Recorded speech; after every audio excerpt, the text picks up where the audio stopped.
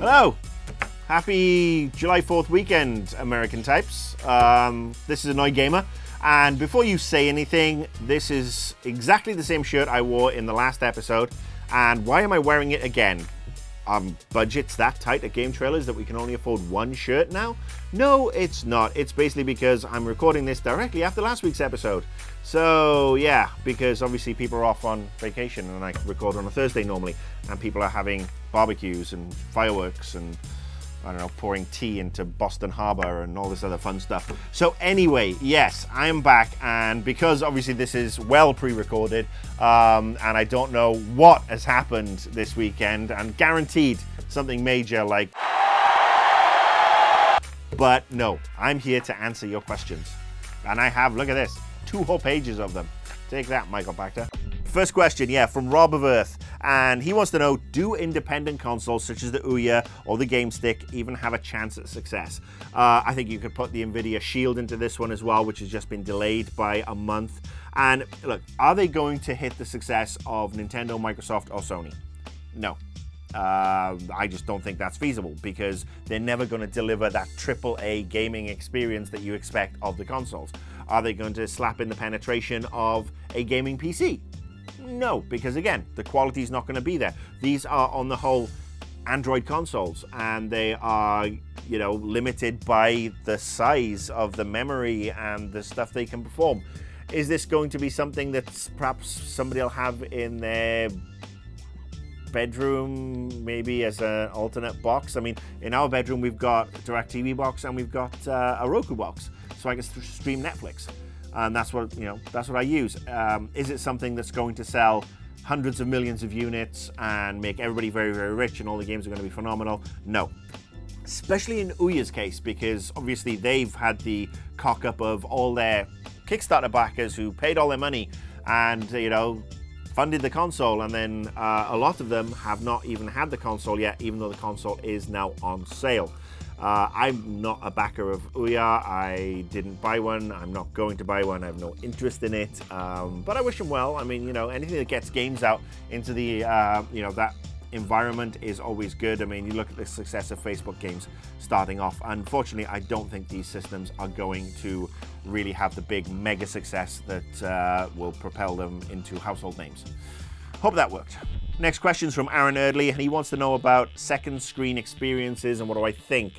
First of all, the one thing that does come to mind, and I did say this on Invisible Walls a couple of weeks ago, where were you buggers developing the second screen stuff when Nintendo was shopping around the Wii U? I find it really kind of ironic and sad for Nintendo that, you know, 12 months ago, 18 months ago, people were like, well, we don't know what to do with it. And now, of course, the Wii U is out, and now everybody has their own second screen experience. And there are some cool aspects. Dead Rising 3 has the ability to call in the airstrike.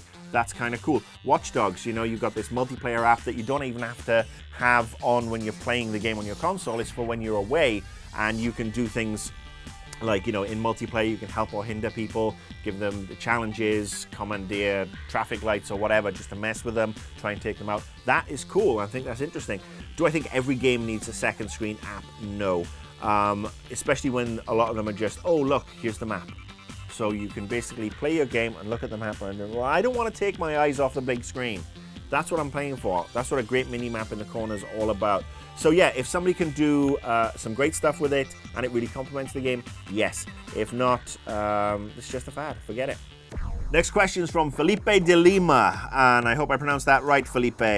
Do you believe the next generation of consoles is the last? PC is showing to be a solid platform with Steam. No, I don't. I don't see consoles going away after this next generation, which starts in 5 months. I don't see them going away for, you know, the generation after that even. I think people want consoles around.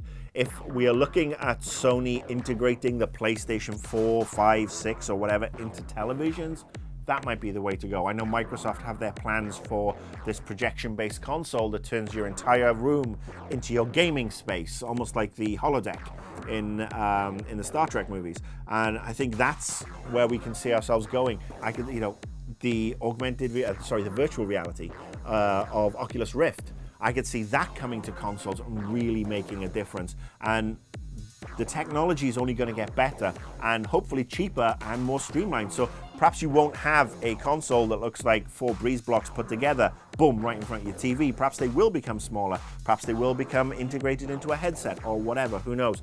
But I think gaming consoles will be around for a good few years yet. PC is doing well. PC, Steam is really, Steam is doing gangbusters. And we know that, the best experience graphically and whatever, because PCs can always be updated, will come from a PC gaming system. The problem is with PC is piss poor ports.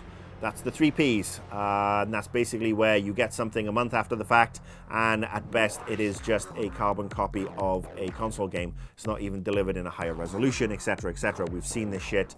Dark Souls was one of those games that came out and then the community had to mod to improve. And I think modding is the one thing that PC will continue to have over anybody else. And the fact that you can take a game like Skyrim or now Saints Row, I know that Deep Silver are really supporting the modding community with that game. And the fact that you can have these games and you can have cool offshoots of those games, that's something that consoles won't deliver, spark or no spark. Killington H wants to know, what can the PS4 do to maintain its edge in the coming months? Well, the PS4 still has this two major edges. In fact, one, they are not limited, and as I said this last week's AG, they're not limited by 21 countries at launch. The PS4 can be played on the moon. Isn't that great? Nuclear sub. Yeah, I'm bringing that back up. On a airbase somewhere in the Middle East when you're playing you're doing active service. Yeah, isn't that great, Don Matrick? Play it anywhere. I can take it to a cabin in the woods and power it up and I can play. Marvelous. And I mean, people are saying, yes, of course, well, Microsoft have done away with that always online check. But yeah, but still, you still got 21 countries. If you're outside one of those 21 countries, you still fucked. Yes, so what can the PS4 do? Well, they're not as expensive. The fact that you don't need a camera, it kind of sucks in that, it's not pushing the camera on a lot of people, but I don't think that's necessarily a bad thing. What Sony need to do is the games. That's where they need to reclaim, and Sony have done this so well. I've said this before, over the last 3 years in particular, they have had the strongest first-party lineup. And if they can maintain the relationships with third-party and still deliver the third-party stuff looking as good as the Xbox One, their first-party is what's going to push them above and beyond. Because, like it or not, Microsoft, I've still yet to see anything from you on the first-party that's really giving me a huge, tightness in my pants. And that's just the case. I'm more interested in Infamous 3 or Infamous Second Sons. I'm more interested in seeing what Naughty Dog is going to do next than I am with regards to, say, Rise. So, yeah. Next question is from Ariel, who wants to know, was Xbox One's DRM that bad, or did gamers jump the gun? Asking as certain devs, game journalists, and a new majority believe so. All right, well, first of all, any games journalist who was bitching about Xbox One and is there, DRM and has now changed their tack because it's gone, shut the fuck up, you fucking idiots. I'm saying that right now. Anybody who thought that the DRM was a good fucking idea is somebody who gets games free for a living, or somebody who has a shit ton of money to often buy a bunch of new releases every fucking week. They're not exactly the people who should be making comments on what brings value for money. I have worked on both sides of this. I still buy a shitload of games. I still look at things from the perspective of what is value for money for a consumer. And I'm in a very lucky position. I mean, I have a comfortable life now. And, I have this show, and yes, I do get sent stuff to evaluate and review copies and stuff. And that's great, but I still go out and buy stuff. And I still wonder what is value for money. And that's what a lot of journalists don't look at anymore. And honestly, the used game market, while being flawed, and again, we discussed this on IW a couple of weeks ago, it is broken. Is it right that, the likes of GameStop can put out a used game for $3 cheaper and make double the value on it? No, it's not. Is it flawed? Yes. Are the publishers to blame to a certain degree? Yes. All those people bleating, especially within the development and the publishing community, you are part of that problem. Sit down with your retailers, because the retailers need you as much as you need them. They need your product to sell, or otherwise GameStop go out of business, because what the fuck are they going to sell? And you need them because you need your shit sold there, and the digital system is not really 100% yet, and nor will it be for a couple of years. So you guys need to get together and stop dicking around the consumer, the person who can only afford to buy, at best, a game every 2 or 3 months, if they're lucky, because games are expensive. So they want some value for money. Give them some value for money, give them content that can be updated, do away with these stupid pre-order bonuses, and you know what? Used games become less of an issue.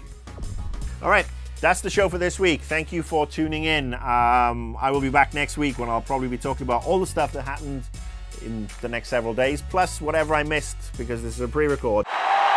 Happy 4th of July, everybody in America.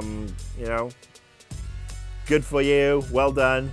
To everybody else, just have a great weekend and go play some games and don't get burnt in the sun and just have a nice chill summer. God, I really hope we have something to talk about next week. Otherwise, I think it'll just be me here trying to play Animal Crossing. Perhaps that could be the next episode. What I really think of Animal Crossing.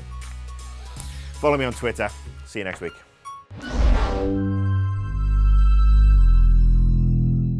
See all of our shows and game reviews now on the brand new GT app on Xbox Live and the GT Originals iOS app too.